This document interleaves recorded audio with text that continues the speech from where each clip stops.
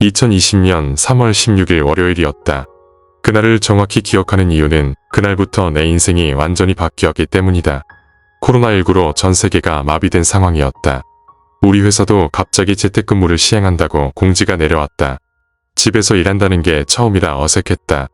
노트북을 거실 테이블에 놓고 일하기 시작했는데 솔직히 할 일이 별로 없었다. 회의도 줄어들고 업무량도 확연히 줄었다. 오전 10시쯤 급한 업무를 다 처리하고 나면 오후까지 시간이 텅 비어 있었다. 아내는 아이들 학교 준비시키느라 바빴고 나는 혼자 멍하니 앉아 있었다. 심심해서 스마트폰을 만지작거리다가 앱스토어를 들어갔다. 증권 앱 광고가 계속 떴다. 키움증권 앱을 깔았다. 그냥 호기심이었다. 계좌 개설하는데 생각보다 간단했다. 신분증 사진 찍고 영상통화 한번 하니까 바로 승인이 났다. 용돈 통장에 있던 50만원을 이체했다. 매달 아내가 용돈으로 주는 돈이었다. 담배값, 커피값 빼고 나면 보통 30만원 정도 남는데 2달치 모은 게 50만원이었다. 첫 주식으로 테슬라를 샀다. 그때 테슬라가 주당 $70 정도였는데 환율 계산해서 한국 돈으로 8만원 정도. 6주를 샀다. 카카오도 몇 주 샀다. 그때 카카오가 주당 9만원대였던 걸로 기억한다. 뭘 기준으로 산 건지도 모르겠다. 그냥 이름 아는 회사들로 샀다. 매일 점심 먹고 나서 휴대폰으로 주식 앱을 켰다. 초록색 숫자가 보이면 기분이 좋았고 빨간색 숫자가 보이면 조금 아쉬웠다. 그런데 신기하게도 대부분 초록색이었다. 2주 정도 지나니까 50만원이 55만원이 되어 있었다. 5만원 벌었다는 게 신기했다. 아무것도 안 하고 5만원을 번 거니까. 한 달 뒤에는 60만원이 되었다. 10만원 수익, 20% 올렸다는 계산이 나왔다. 은행 적금 금리가 1% 남짓한데 20%라니. 처음으로 계산기를 꺼내서 수익률을 계산해봤다. 10만원 나누기 50만원 곱하기 100은 20%. 한 달 만에 20% 수익률. 1년이면 240%인가? 물론 매달 20%씩 오를 리는 없겠지만 그래도 은행보다는 훨씬 나을 것 같았다. 아내한테 자랑했다. 저녁 먹으면서 내가 주식으로 돈 벌었다고 했다. 10만원 벌었다고 했더니 아내가 웃으면서 대단하다고 했다. 아들도 옆에서 아빠 대단하다고 했다. 그때는 정말 뿌듯했다. 5월 들어서 수익률이 더 올라갔다. 60만원이 70만원, 80만원까지 올라갔다. 30만원 수익이었다.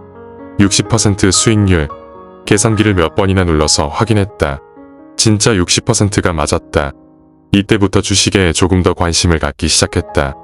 유튜브에서 주식 관련 영상을 보기 시작했다. 워렌 버핏이 어쩌고, 존 리가 어쩌고 하는 영상들. 동학개미 운동이라는 말도 그때 처음 들었다. 개인 투자자들이 외국인 투자자들보다 주식을 더 많이 사고 있다는 뉴스도 봤다. 나도 그 개미 중 하나가 된 기분이었다. 6월에 80만원이 100만원을 넘었다. 110만원까지 올라갔다. 2배가 넘게 늘어났다. 60만원 수익, 120% 수익률. 매일 계산기를 눌러서 수익률을 계산하는 게 일과가 되었다. 아침에 일어나서 주식 확인하고, 점심 먹고 주식 확인하고, 저녁 먹고 주식 확인하고. 휴대폰 배터리가 하루에 2번씩 닳았다. 7월에 들어서 더 과감한 결정을 했다. 적금을 해지했다. 매달 50만원씩 넣던 적금. 2년 동안 넣어서 1200만원 정도 모여 있었다. 해지하면서 아내한테는 다른 은행으로 옮긴다고 했다. 금리가 더 좋은 곳이 있다고 거짓말했다. 그 1200만원을 주식 계좌로 이체했다. 기존 110만원과 합쳐서 1310만원. 이제 진짜 시작이라고 생각했다. 삼성전자, LG화학, SK하이닉스 같은 대형주 위주로 샀다. 안전하게 가자는 생각이었다. 그런데 대형주는 오르는 속도가 너무 느렸다. 한 달 동안 5% 정도밖에 안 올랐다. 이때 작은 회사 주식들이 눈에 들어왔다. 바이오 회사들, IT 회사들. 이런 회사들은 하루에 10%, 20%씩 오르기도 했다. 조금씩 매도해서 작은 회사 주식들로 갈아탔다. 셀트리온, 카카오게임즈, 크래프톤 같은 종목들. 9월쯤 되니까 1310만원이 1800만원이 되어 있었다. 500만원 수익, 38% 수익률. 이제 주식이 재미있어지기 시작했다. 매일 새벽 6시에 일어나서 해외 증시부터 확인했다. 미국 나스닥이 올랐는지 내렸는지, 유럽은 어떤지. 출근 준비하면서도 계속 휴대폰을 보고 있었다. 재택근무라서 다행이었다. 회사에 있었다면 상사 눈치 때문에 이렇게 자주 볼 수는 없었을 것이다. 오전 9시 장 시작과 동시에 휴대폰을 켰다. 내 종목들이 어떻게 시작하는지 확인했다. 대부분 빨간색으로 시작하면 하루 종일 기분이 좋았고 파란색으로 시작하면 하루 종일 신경이 쓰였다. 점심시간에도 확인하고 오후 3시 30분 장 마감까지 계속 확인했다. 장이 끝나면 오늘 수익이 얼마인지 계산기로 계산했다. 1,800만원이 2,000만원을 넘어섰다. 2020년 끝날 때쯤엔 2,200만원까지 올라갔다. 처음 50만원에서 시작해서 2,200만원. 44배가 늘어났다. 4,400% 수익률. 계산기로 몇 번을 계산해도 같은 숫자가 나왔다. 정말 믿을 수 없었다. 2021년 새해가 되면서 더 큰 욕심이 생겼다. 이 정도 실력이면 더 큰 돈으로 해볼 만하다고 생각했다. 비트코인이 뜨기 시작한 것도 이때였다. 뉴스에서 비트코인이 1,000만원을 넘었다고 했다. 몇 년 전만 해도 100만원도 안 했다던데. 코인 거래소에 계좌를 만들었다. 업비트였다. 본인 인증하고 계좌 연결하는 게 주식보다 더 쉬웠다.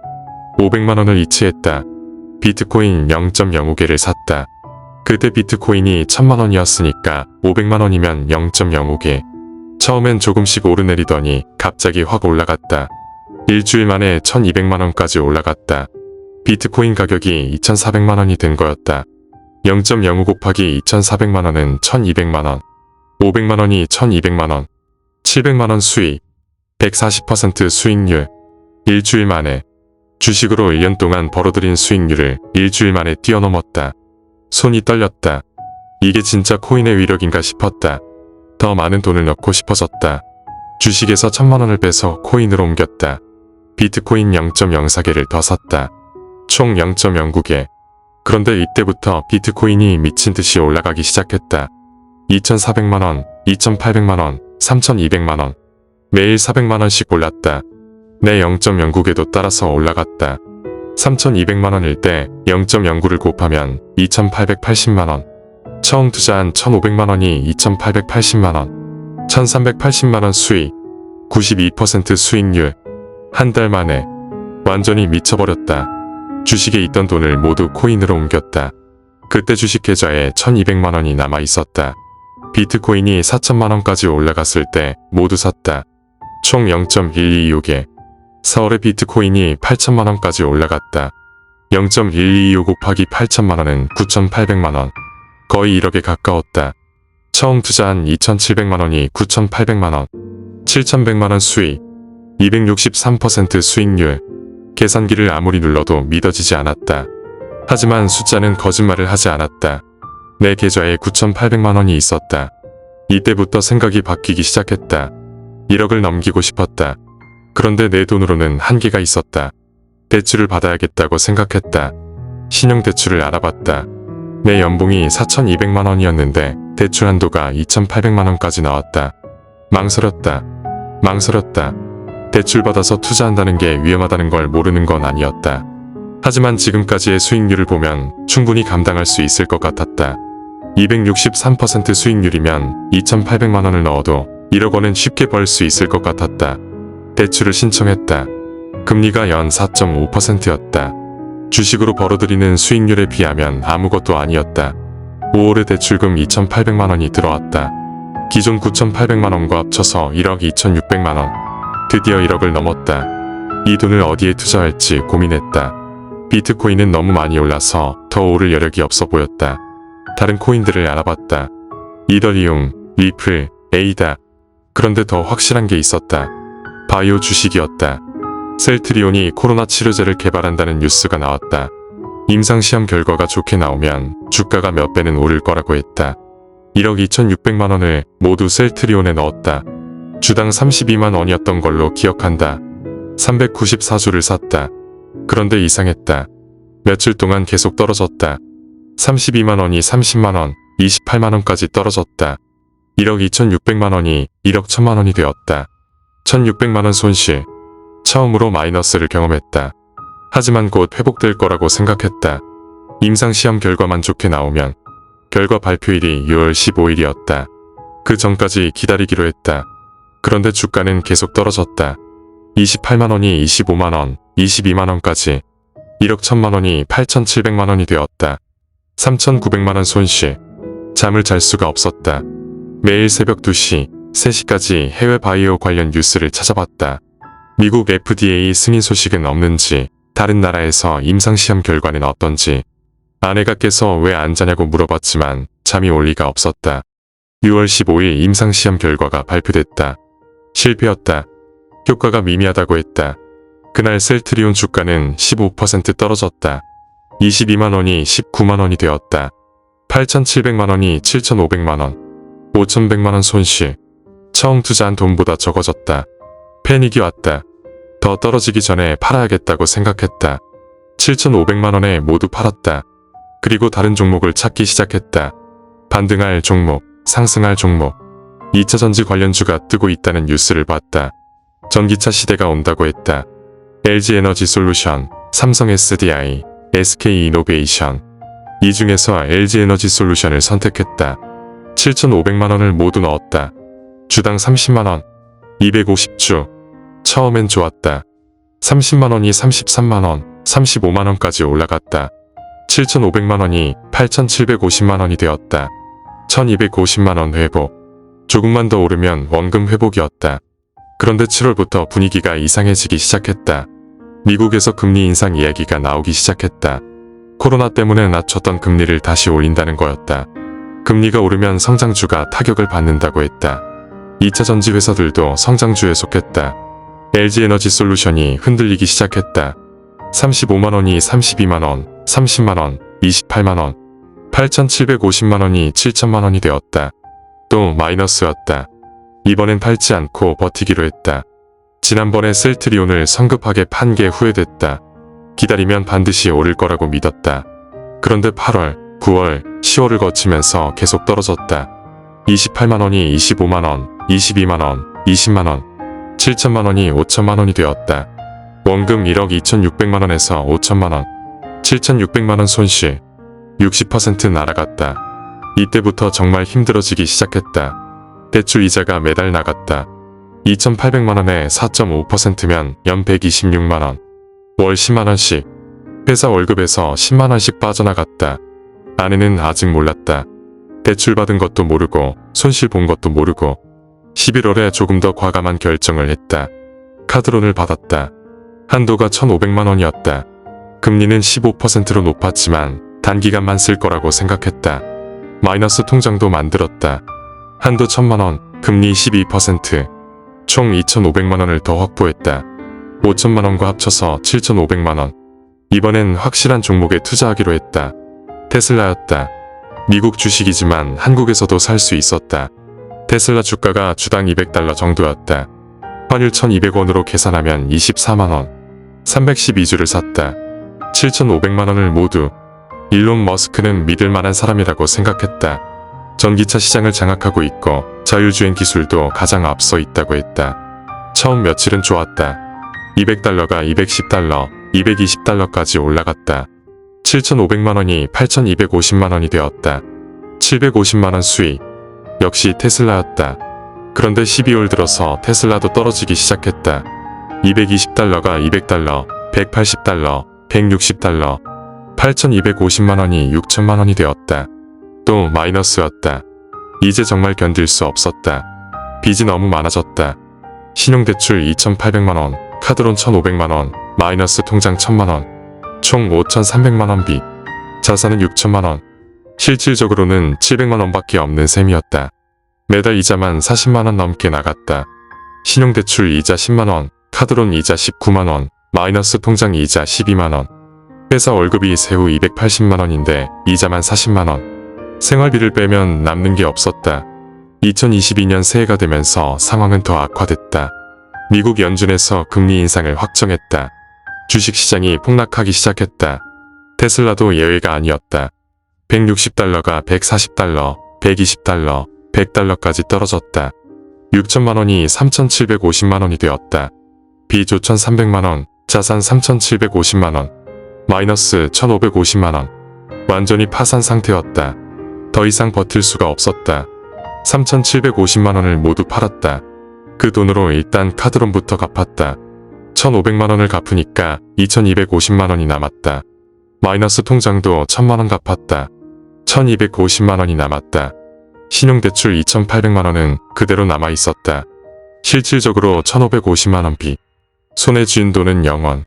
2년 동안 50만원에서 시작해서 1억 2,600만원까지 올렸다가 결국 마이너스 1,550만원.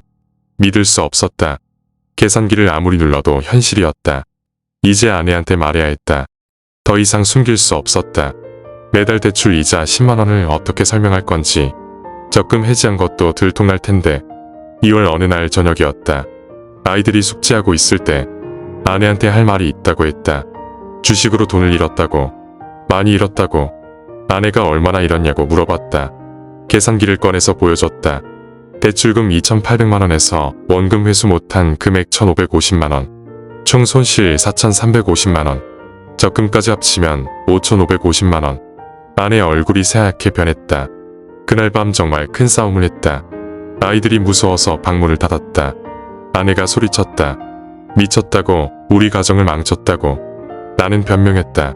다시 회복할 수 있다고. 시간만 주면 된다고. 하지만 아내는 듣지 않았다. 도박 중독자라고 했다. 정신병원에 가야 한다고 했다. 그날 밤 아내는 아이들을 데리고 친정으로 갔다. 정신 차릴 때까지 돌아오지 않겠다고 했다. 집이 텅 비었다. 혼자 남겨진 거실에서 계산기만 바라봤다. 그래도 나는 포기할 수 없었다. 아직 희망이 있다고 생각했다. 비상금 통장에 300만원이 있었다. 아내도 모르는 계좌였다. 결혼 전부터 모아둔 돈. 마지막 기회라고 생각했다. 300만원으로 단타 매매를 시작했다. 하루 종일 차트만 보면서 아침 9시부터 오후 3시 30분까지 화면에서 눈을 떼지 않았다. 삼성전자를 샀다가 1시간 후에 팔고 SK하이닉스를 샀다가 30분 후에 팔고 처음 며칠은 운이 좋았다. 300만원이 320만원, 350만원까지 올라갔다. 50만원 수익. 희망이 보이는 것 같았다. 그런데 욕심이 났다. 한 번에 큰 수익을 내고 싶었다. 바이오 회사 주식을 샀다. 임상시험 결과 발표를 앞둔 회사. 350만원을 모두 넣었다. 결과는 실패였다. 그날 주가가 20% 떨어졌다. 350만원이 280만원이 되었다. 70만원 손실. 패닉셀링을 했다. 280만원을 모두 팔아서 다른 종목을 샀다. 반등할 거라고 생각했던 종목. 280만원이 200만원이 되었다. 200만원이 150만원이 되었다. 150만원이 100만원이 되었다. 매일 50만원씩 사라져갔다. 100만원이 50만원이 되었다. 50만원이 20만원이 되었다. 2년 전 처음 시작할 때와 같은 금액이 되었다. 20만원마저 10만원이 되고 5만원이 되고 결국 0원이 되었다. 계산기 화면에 0이 떠 있었다. 처음 본 숫자였다. 50만원에서 시작해서 1억 2,600만원까지 갔다가 0원. 모든 게 끝났다. 3월이 되자 아내에게서 연락이 왔다. 이혼 서류였다. 더 이상 기다릴 수 없다는 내용이었다. 아이들을 위해서라도. 서류에 사인하면서 손이 떨렸다. 계산기로 수익률을 계산하던 그 손으로. 아내는 위자료와 양육비를 요구하지 않았다. 대신 한 가지 조건이 있었다. 계산기를 버리고 다시는 투자하지 말라는 것. 책상 위에 있던 계산기를 집어들었다. 2년 동안 매일 만졌던 계산기. 수익률을 계산하고 손실을 계산하고 꿈을 계산했던 계산기. 쓰레기통에 던져 넣었다. 딸깍 소리가 나더니 조각이 났다. 그제야 정신이 번쩍 들었다. 나는 투자가가 아니었다. 도박꾼이었다. 돈을 벌려고 한 게 아니라 스릴을 즐기려고 한 거였다. 매일 오르내리는 숫자에 중독되었던 거였다. 계산기가 보여주는 수익률에 취해 있었던 거였다. 지금 내게 남은 건 2,800만원의 빚과 텅 빈 집뿐이다. 매달 10만원씩 23년 동안 갚아야 한다. 47세인 내가 70세가 되어서야 빚을 다 갚는다. 아이들은 그때까지 아빠를 용서해줄까? 아내는 나를 어떻게 기억할까? 계산기만 남기고 모든 걸 잃은 남자로 기억될까? 매일 아침 일어나면 빈 계산기 자리를 본다. 더 이상 수익률을 계산할 일은 없다. 손실률만 계산하면 된다. 인생의 손실률, 가정의 손실률, 사랑의 손실률.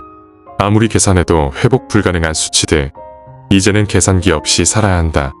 숫자에 의존하지 않고 꿈같은 수익률을 기대하지 않고 그냥 평범하게 매일 10만원씩 이자를 갚으면서 혹시 이 글을 읽는 누군가가 있다면 기억해라. 계산기가 보여주는 숫자는 때로는 거짓말을 한다. 특히 수익률이라는 숫자는. 하지만 잃어버린 것들은 계산기로 계산할 수 없다. 가족의 신뢰, 아이들의 존경, 아내의 사랑. 이런 건 수익률로 계산되지 않는다. 손실률로도 계산되지 않는다. 그냥 사라져버릴 뿐이다. 영원히. 나는 지금도 가끔 계산기를 사고 싶은 충동이 든다.